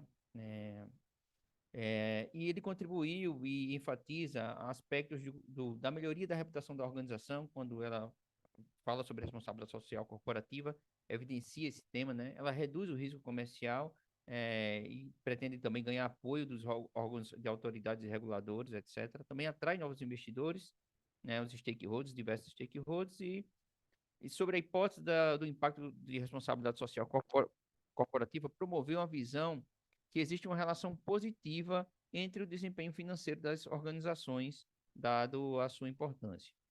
Estudos internacionais se contrapõem, são controversos quanto a isso, com qual intensidade e o nível de responsabilidade social corporativa apresentado pelas empresas brasileiras impactam na política de dividendos. Aqui são os pilares referenciais teóricos para o RSC, né? E teoria dos dividendos e a aplicação de responsabilidade social corporativa na criação de riqueza e distribuição de dividendos. Foram coletados uma amostra, né, da janela de 2012 a 2022, do Ibovespa, da B3, bases da Refinitiv, dos quais 580 empresas demonstraram e foram excluídas 444 empresas que não demonstraram dados de notas ESG em todos esses anos, ficando uma amostra de 136 empresas, dando um total de 1.300 observações. Né? 136 empresas, equivalente aí a 24% da amostra total. Por método utilizado, nós primeiro focamos na análise exploratória dos dados, removendo os dados faltantes, plotamos os gráficos em forecasts em séries históricas do período para ver a demonstração e suavização dos dados no período, né? Restrição, exclusão dos outliers das proxies escolhidas, e o Bruce Pagan para fazer a heterocedasticidade dos dados, testa nova também, e por fim, a correlação de Pearson para uma melhor modelagem dos modelos apresentados para payout, como proxy, dividendo total, como proxy, e proxy número 3, dividend yield. Ok? Dessa amostra, nós indo para os dados, né, os resultados, observamos e tive uma correlação positiva e significativa, das quais empresas com notas maiores do que 50 pontos em ESG, e aí a proxy ESG lê-se RSC, né? Demonstraram que uma probabilidade de ocorrência e frequência, né, estimativa de chance de pagamento de dividendo em cerca de 95% na proxy dividendo yield, né, das quais tiveram a probabilidade com nível de significância, está cobrindo aqui minha apresentação. Para cada um ponto em ESG, aumenta-se 0,4 em dividendo yield, né? Esse dado está aqui embaixo, não sei se vocês estão visualizando. E Então, sim. para proxy dividendo total, nós tivemos aqui na mesma tabela, né? No ranking, empresas menores do que 50% em pontos, empresas com maiores do que 50 pontos, 50% em 50 pontos em ESG, as que pagam, as que não pagam dividendo, se tem essa correlação significativa. E para dividendo total, nós temos aí, para cada um ponto de acréscimo em ESG, um aumento do dividendo total para mim, está cortando. Deixa eu ver se eu diminuo aqui. Em 1,4. Deixa eu ver aqui. 1,4. 1,465. Isso, ok, obrigado, professora. Do total, com uma estimativa de chance de ocorrência de pagamento de dividendos para essas empresas que têm uma nota ESG maior do que 50 pontos e 89,29, das quais, para dividendo total e dividendo yield, tivemos com a correlação positiva e um teste forte. Para payout, nós tivemos também uma frequência, mas não demonstrou uma inferência estatística, né, forte, positiva, né, do contrário das outras. Esse estudo, basicamente, ele contribui no âmbito de investimento, de mercado, para os gestores, né, os insiders, os gestores, tomadores de decisões, prestarem atenção mais na SG. E a Proxy SG foi a média dos scores, das notas de social, governança, né, e meio ambiente agrupadas, não foram divididas, como outros estudos. Eu optei por ter a nota agrupada na sua média. Esse estudo é relevante para os gestores e tomadores de decisões, no tocante à importância do equilíbrio, da calibragem e equilíbrio do ESG dentro da vida das corporações. Demonstrou que ela demonstra, né, ela distribui riqueza através dos dividendos, empresas com notas maiores que 50 pontos em ESG. Para a literatura, contribui com o contexto brasileiro, né, com o uso dessas 3 proxies individuais, e ele também corrobora com e vai em encontro a estudos internacionais, como o do Hakotomava, 2012, de Berlin-Rins, 2018-19, e Schumpeter e Cheng, 2018, que são os 3 artigos âncoras nesse tema de ESG aplicada a dividendos em outros países, né? No mais, é isso. Foram aqui as referências bibliográficas, né, em forma de tabela, dos mais relevantes e seus resultados. Obrigado. Obrigado, Arnaldo. Nossa, parabéns pela pontualidade aí, viu? Apresentando, conseguiu se manter dentro do horário sem... Professora, por favor, suas considerações. Muito obrigada. Bom, Arnaldo, parabéns pelo tema escolhido. Mais uma vez, aqui vem a discussão, o ESG, agora linkado à distribuição de dividendos, né? E eu acho que isso mostra, né, confirma a relevância do tema, né? Associando as decisões em finanças, né? Mas, inclusive, por um ponto mais, assim, que eu não vejo muitas pesquisas, né? Mas que realmente é relevante essa política de dividendos, né? Então, como isso afeta. Então, assim, em termos de pontos positivos, olha, realmente as suas hipóteses também considero muito bem formuladas, né? Agora, a construção da Proxy para política de dividendos e para a responsabilidade social corporativa. Então, eu gostaria de entender como é que você escolheu essa... como é que você formulou essa Proxy? A Camila ainda está presente aqui? Que foi a que Sim, apresentar, né? É a Camila, né? Que fez também essa... Então, aí que eu gostaria de colocar essa discussão e Ricardo, peraí, deixa eu ver aqui quanto tempo nós temos. Estamos quase, então já posso fazer uma relação entre os temas. Então, Pode. porque assim, em 2021, não, peraí, vamos até o final. Eu estava falando dos pontos positivos e depois já volto a falar da Proxy. Então, a Proxy é uma questão positiva, tá? A conclusão do artigo também está bem estruturada, ok?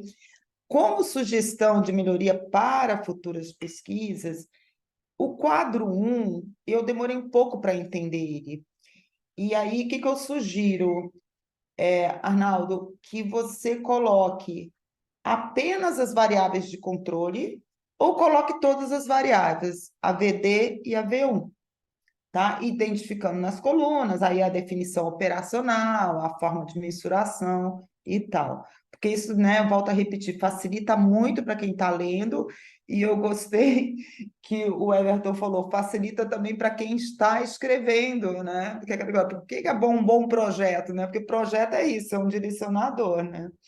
Bom, então a questão também dos prós e contras, né? As críticas, né? Que não é unanimidade, embora tenham trabalhos aí mais antigos, né? Precursores da Associação ESG e Divulgação de Política de Dividendos, ok? E também tem alguns trabalhos que você cita no artigo, mas não estão nas referências, tá? Vale a pena uma revisãozinha isso antes de mandar. Bom, mas aí para dar assim né, um contexto aqui de debate mesmo, em 2021, né, naquela conferência da ONU sobre mudanças climáticas, a Fundação IFRS ela anunciou a formação de um grupo para chegar à conclusão, né, a formação de um conjunto mais padronizado de divulgação sobre responsabilidade social que vai embarcar toda essa questão do ESG. E chama atenção, né, a justificativa que me chamou a atenção é que é uma demanda dos investidores, né? E, consequentemente, vai afetar todos os stakeholders, né?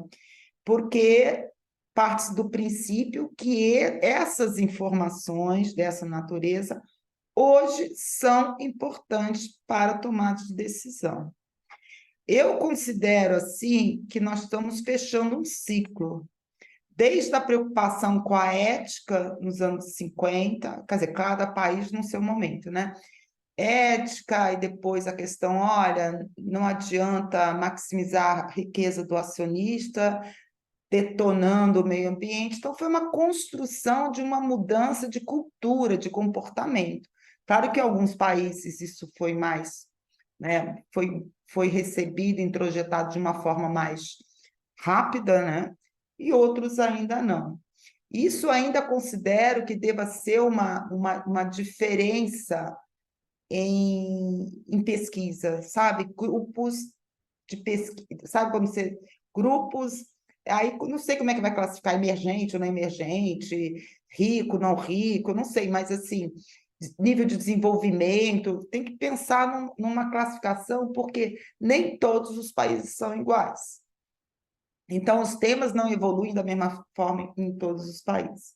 Então, pensando sobre isso, eu até li um artigo de uma dissertação de mestrado aqui em São Paulo, que a pesquisadora fez uma análise das cartas, né, das common letters que os países responderam, né? E aí são países assim, são associações de classe, empresas que vão respondendo, e aí aquela história, uns são a favor de uma padronização, outros não são a favor, e aí vai como a gente, graças a Deus, né, que não há consenso, não é uma coisa, não considera muito produtiva. Mas então, aí eu pensei no seguinte, vocês usaram proxies diferentes, e aí tiveram dificuldades na elaboração dessas proxies. Pode-se atribuir à dificuldade o fato de não haver ainda um padrão para essas divulgações? O que vocês consideram? Conta um pouco da experiência de vocês na hora né, de definir, né, qual proxy utilizar e como poderia ajudar a padronização. Posso começar, professora? Fique à vontade, Ricardo, você que manda aí. Esse artigo, né, ele derivou da minha dissertação. E aí, lá na minha dissertação, a gente realmente, a primeira coisa que a gente barrou na literatura é esse questionamento. O que é que representa melhor o ESG? Porque eu preciso mensurar, mas, por exemplo, alguns estudos utilizam a proxy da carteira Easy para dizer quais são as empresas que desempenham essas atividades. Mas a Vale estava lá, dentro da carteira da Easy, no desastre Mariana, no desastre de Brumadinho. E Tá. aí, a minha orientadora, né, foi questionando isso e a gente resolveu, de fato, construir uma proxy da gente com base nos relatórios de sustentabilidade. Eu sou contadora por formação na graduação, então também gosto muito dessas questões contábeis e acabei indo na sequência, né, do mestrado e agora na continuação tentando o doutorado em administração. E aí eu posso perceber quem produz a informação e para quem. E eu acho massa essa integração. E eu tenho certeza que foi uma das maiores dificuldades do minha dissertação, foi a diferença entre os relatórios de sustentabilidade. Eu tinha, por exemplo, em 2010, apenas 49 empresas, exceto as financeiras, que faziam esse tipo de divulgação. E aí é interessante a gente ver, né? Porque o relatório de sustentabilidade no Brasil vai ser obrigatório a partir de 2026. Então, eu acho que vai ser bem interessante agora também que, assim como é lá fora, vai melhorar a assertividade dessa mensuração. Outra coisa que eu notei também bastante é a divergência entre os dados que estão postulados nos relatórios da mesma empresa, mas em anos diferentes. Por exemplo, eu observei lá os inventórios de emissão de carbono também na minha dissertação. E aí a mesma empresa divulga em um ano que ela emitiu tantos, mas no outro relatório, quando ela vai fazer uma divulgação mostrando os anos anteriores, não é igual. Então, eu acho sim que no Brasil, infelizmente, eu acho que isso só vai melhorar quando isso for compulsório. Melhorar a qualidade da informação divulgada. Perfeito. Isso. E a gente está num processo de amadurecimento também, né? Nós estamos aprendendo a fazer as coisas. Então, acho que isso também. E aqui no Brasil, por não ter essa preocupação que, por exemplo, já é muito mais forte na Europa, né? A Sim. gente largou atrás, eu acho. Uhum. Da mesma forma, a saga para obter as informações em ESG, elas passaram pelo Easy também e com base a tomada de decisão foi o Easy ele vem mudando as regras, aperfeiçoando as regras do que está dentro da carteira Easy e junto com o professor orientador foi tomada a decisão da natureza da pouca idade, né, de ser nova e da correlação entre a carteira Easy e Ibovespa não ter um distanciamento, né, do Ibov versus a carteira Easy. O que deveria ter? Um distanciamento em performance, né, de valor de mercado. E também pela mudança nos últimos anos das regras, né, do aperfeiçoamento da carteira. Foi abandonada a ideia da carteira Easy. Depois fomos para a economática, depois busquei dados estruturados dentro de um órgão, não lembro agora o nome, que seria pago em torno de $500, né? As informações de coleta de 10 anos de ESG das empresas de mais de 100 países, incluindo o Brasil, que ela tinha, etc. Depois dessa saga, vários meses negociando essa taxa, não tinha isenção, não tinha convênio com a UFPB, fomos para a Refinitiv e aí eu fui entender aquele mundo de dados, né, aquele framework de mundo de dados, como explorar e extrair o dado corretamente. E isso foi ao longo de 60 dias, baixando informações e tabelando e compilando, juntando as informações das proxies mais importantes, das variáveis dependentes, das quais estudos mostram que já tem impacto, por isso elas estão lá, tamanho, ROI, ROA, liquidez, Sim. etc. E foi duro, foi árduo. Lá tem a SG separada, o SG separado, mas também tem o score médio agrupado. Da onde vêm esses dados para a Refinitiv? De várias agências de consultoria, de coleta de dados de mercado, das quais são compiladas, e o SG reúne esses dados na média ou mediana, enfim. No caso, eu peguei a média, né? Dos pontos. Ah, por que 10 anos? Porque com 5 anos o corte era muito alto de dados faltantes, de notas em ESG. E foram para 10 anos para ter uma amostra maior de dados e encontrar relevância e significância. Foi bom, teve uma série histórica, um forecast alto, né, amplo, e embora nas 3 proxies, como mostra o estudo, tenha correlação positiva, empresas com SG maior do que 50 pontos, foi dividido aí em 50 menores, 50 maiores, em 2 quadrantes, fortes e fracas, vamos dizer assim. A significância estatística para dividendo yield e dividendo total, porém para payout, não, né?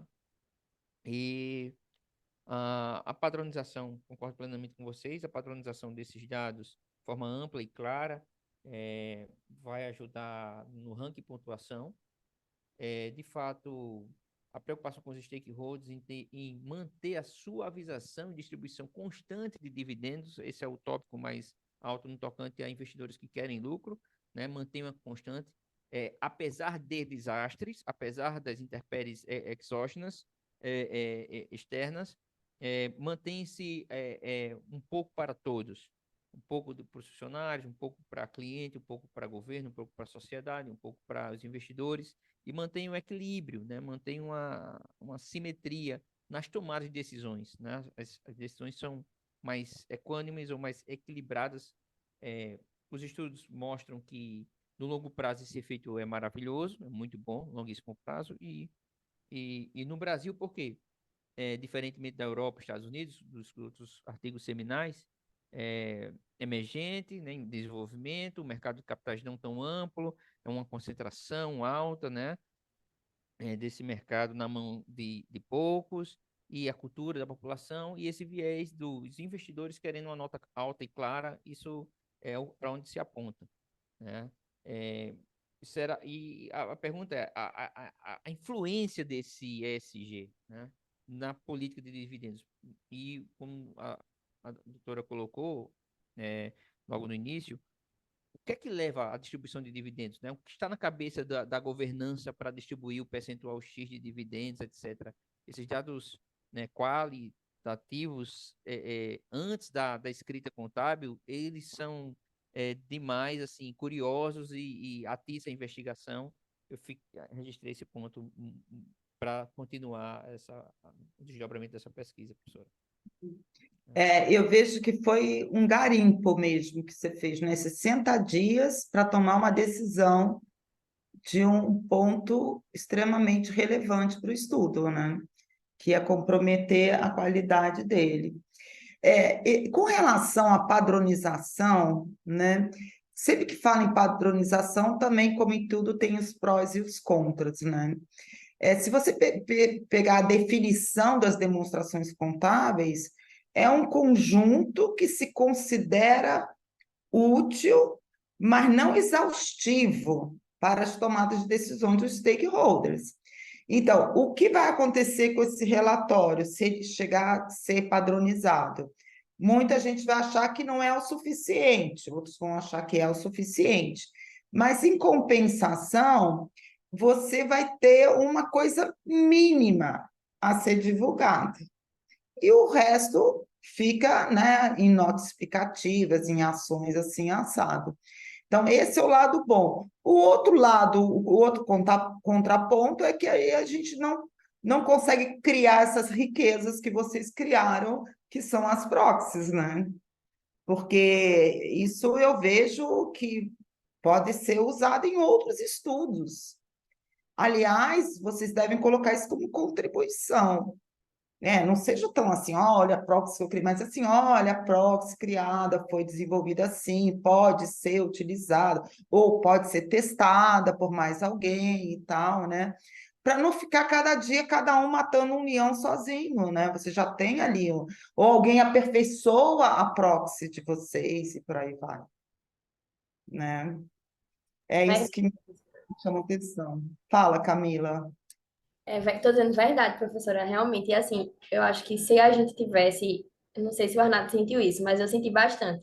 Se eu tivesse encontrado uma proxy que tivesse sido, né, construída exatamente no contexto brasileiro, com questões direcionadas, já tivesse sido testada, né, eu acho que eu teria tido muito mais facilidade dentro do meu contexto do que realmente partir do zero e agora tentar descobrir se isso tem ou não validade. É, mas aí vai colocando a pedrinha, né? E aí o outro vem, aprimora e tal. E aí uma coisa que sempre me chama atenção, e essa semana até estava atrás de bancos de dados que pudessem me fornecer demonstrações contábeis de empresas fechadas, mas não só de grandes empresas, né? Porque eu acho que nós estamos num momento de começar a desviar o olhar para essas empresas também. Notadamente, né, Everton, pós-pandemia, né? Porque nós temos muitas médias empresas que não são abertas e tudo que estão em situação de endividamento, de complicações, de tudo, mas que não temos os dados publicados, então não podemos saber como a coisa funciona e como poder ajudá-las, né? Contribuir para o conhecimento de gestão, que esse, no meu entendimento, é a função de um programa na área de administração, né? Gerar conhecimento que seja útil, né? Nós somos as cabeças pensantes. E é sempre bom a gente também ir na prática, né? Fazer né, o vai e volta no sentido de que como é que vocês estão fazendo isso, como é que vocês entendem, que aí a contribuição também, né? Isso aí já seria um outro modelo de pesquisa, né? Então, assim, as empresas abertas e tudo, a questão que o Arnaldo colocou, né, de dividir tamanho, ciclo de vida, tudo isso influencia, né? Eu acho que essas variáveis de controle, elas são muito relevantes. E elas devem ser exploradas também quando dá análise dos resultados, né? Everton, quer comentar alguma coisa?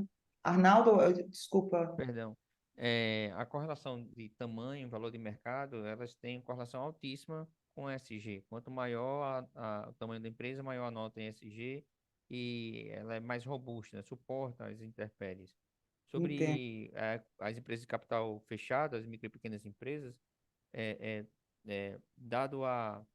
Eu estou me relacionando aqui com o Sebrae Paraíba há 15 anos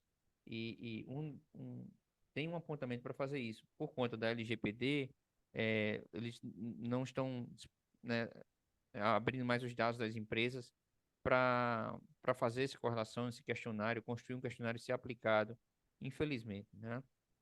Mas minha função hoje social, comercial, é relacionada às empresas, às micro e pequenas empresas, algumas fora do estado, outros dentro do estado da Paraíba, a grande maioria. E essa sede de busca por estudos de empresas de capital fechado é também um querer meu, um desejo meu. Deixar pontuado isso. Então, o desdobramento que eu quero fazer daqui para frente é a correlação entre a literacy financial, né, finanças literais e performance das empresas de capital fechado. Quanto desses empresários, tomadores de decisões das empresas small caps, small business, elas têm uma correlação entre conhecer de finanças e ter uma boa gestão. Passa por meio por literacy financial literacy e performance empresarial. Só um título de pontuação Mesmo e desejo. porque os modelos de decisão são diferentes em função Então, das variáveis de cobrança, né? No sentido de que a quem eu tenho que atender, né? sim. A publicidade, essa coisa toda, né? Eu considero muito relevante a gente pensar assim também, porque, gente, é um tema que está vindo para ficar, né? Graças a Deus, né? Eu penso, ainda bem, né? Porque a gente precisa ter um olhar mais apurado para essa parte, né? Ambiental, já estamos provando as coisas que não aguenta, né? Mas às vezes, Arnaldo, eu penso assim, por que que as empresas mais consolidadas, né, mais robustas, elas tendem a prestar mais atenção a esses fatores? Aí eu me lembro da pirâmide, da hierarquia das necessidades de Maslow, né? Você aplica isso para as empresas, né? A empresa que está lá começando, ela não tem nem dinheiro para pagar as contas. Como é que ela vai pensar nisso, naquilo outro, né? Então, tudo é aquela história, analisar as coisas iguais porque as coisas são diferentes. O igual com o igual, né? Entendeu? Então, eu sempre penso assim. Então, não me surpreende um resultado desse, né? Então, a questão é essa. Então, como chegar num ponto de equilíbrio, de que a sociedade vai ter essa visão, né? Eu pensaria até no ISG pessoal, né? O ISG pessoal. Aí você leva isso para as empresas, né? Na forma da cultura e por aí vai. Muito bom. Maravilha. Everton Obrigado quer pelas falar. contribuições. Eu que agradeço. Everton quer falar, né, Everton? Só algumas considerações, professor, eu também concordo. O ambiente vai mudando, né? A gente tem a questão do ambiente institucional, as pressões são diferentes, mas hoje a gente tem mais uma padronização, não é uma ideia mais geral do que precisa fazer, que é o caso da SG, por exemplo. E só que as pressões institucionais das empresas menores vai sendo diferente. Eu acho que isso foi interessante captar essas diferenças mesmo e fazer essas análises. Um ponto que eu ia colocar, uma época, já tem um tempo, eu trabalhei com empresas de capital fechado, coletando os dados que estavam disponíveis. E a gente tem uma questão que a qualidade cai vertiginosamente. Assim. Então, tem que ser para aquilo ali, sabe? Você vai ter alguns problemas. Eu acho que mas o esforço é necessário. Eu acho que, da minha forma que o Arnaldo, é um esforço que tem que ser feito. Você levantou esses aspectos, né? Nem todos são auditados.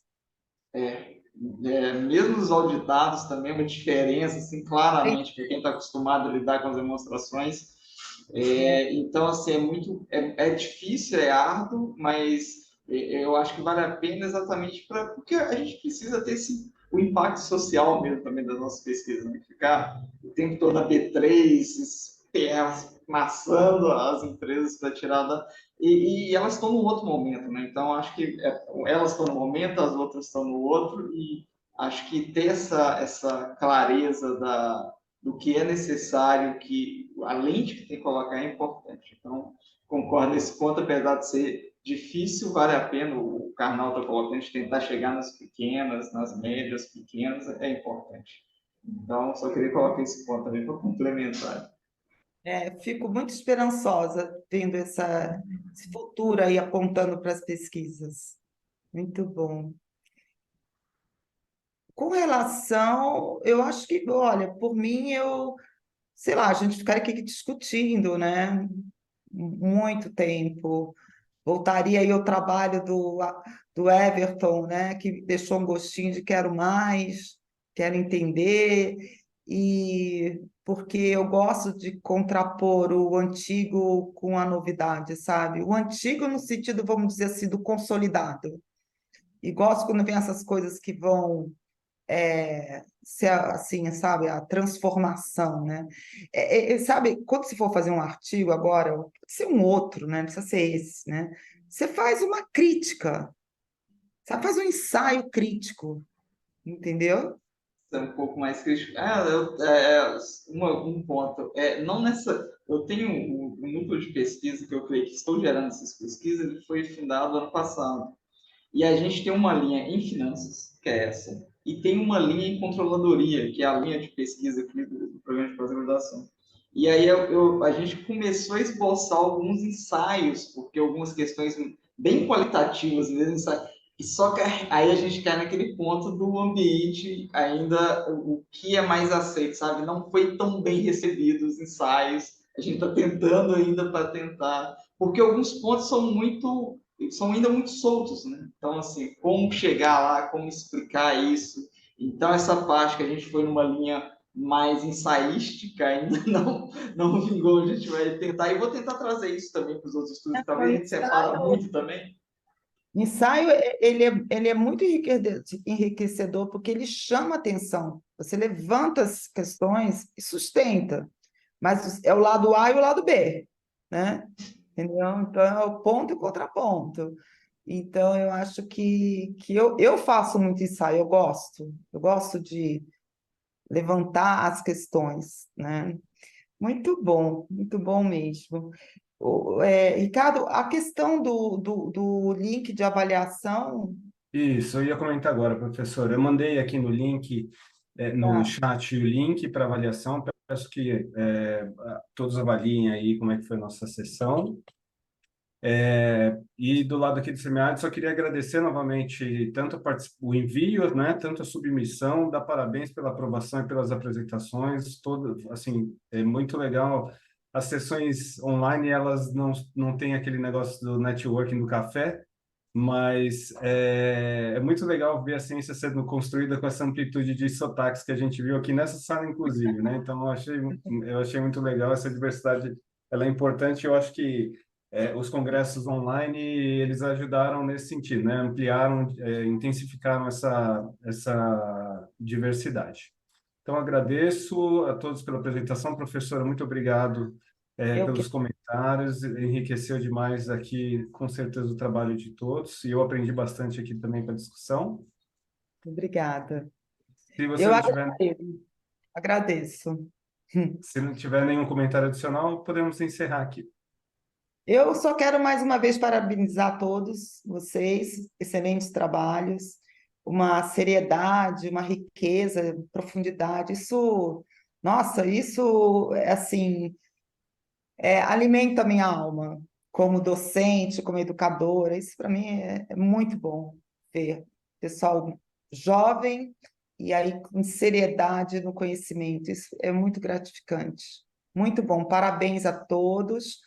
E foi um prazer interagir com vocês. Aprendi muito também com vocês, viu? Muito obrigada, viu, Ricardo, pela sua participação aí na condução da sessão. E eu gostei muito também. Estou muito feliz por ter participado. Legal. Muito obrigado, pessoal. Um bom final de semana aí. Obrigado. Esperamos vocês novamente ano que vem aí com novos trabalhos.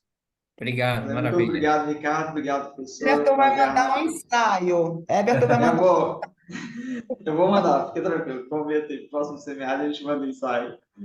Muito obrigado, professora. Valeu, Ricardo. Obrigado, Tudo de bom, professora. gente. Obrigado, Ricardo. Um Parabéns, Everton. abraço, gente. Tchau, tchau. Tchau, tchau. Tchau.